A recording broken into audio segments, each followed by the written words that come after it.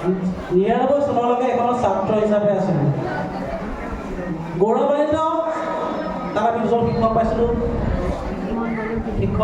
তিনিজন পাইছিলোঁ। এজন দিলীপ ছাৰ, আমাৰ নাথ ছাৰ আৰু উপানন্দ ছাৰ গণিত শিক্ষক হিচাপে। কিন্তু গ্ৰাহক হিচাপে আমাৰ নাথ ছাৰ একেবাৰে গ্ৰাহক হৈছিলে। সেই সময়ত আমি কেইজনমান ছাত্ৰ অংক বিষয়ত অলপ সুবিধাজনক আছিলোঁ। এজন ইয়াতে আছে দীপক শইকীয়া, মই।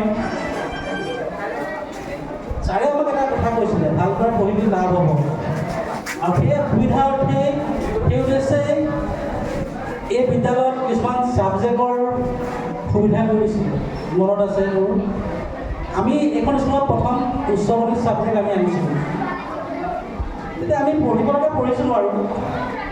কিন্তু প্ৰথম যেতিয়া আমি নম্বৰ পাইছিলোঁ, আমি ভাবিছোঁ নম্বৰ পাম আৰু। কিন্তু মোৰ মনত আছে, আমাৰ চুমৈ পৰীক্ষাৰ ৰিজাল্ট দিছিল। চুমৈ পৰীক্ষাৰ ৰিজাল্ট হয়, তেতিয়া আমাৰ চুমৈ পৰীক্ষা বছৰেকীয়া পৰীক্ষাৰ ৰিজাল্ট দিছে, সৰিয়হ তুলিবলৈ সময় হ'ল। মই ৰিজাল্ট ল'বলৈ অহা নাই, মই সৰিয়হ তুলি আছোঁ। কিন্তু দুজনমান ছাত্ৰ ইয়াৰ পৰা কৈছে, মোক ঘৰৰ পৰা লৈ আহিব। কৈছে ছাৰে মাতিছে, তই এডভান্সত নম্বৰ পাইছ, 100 ভিতৰত 70 পাইছোঁ। দুমাহটো মই আৰু আমাৰ গাঁৱৰ ল'ৰা তেনেকৈ আমি হাফ পেণ্ট লং পেণ্ট নাই তেনেকৈ গুচি আহিছিলোঁ। কিন্তু সেই যে নম্বৰ পাইছোঁ, সেইটোৱে মোৰ আজিৰ দিনত মোৰ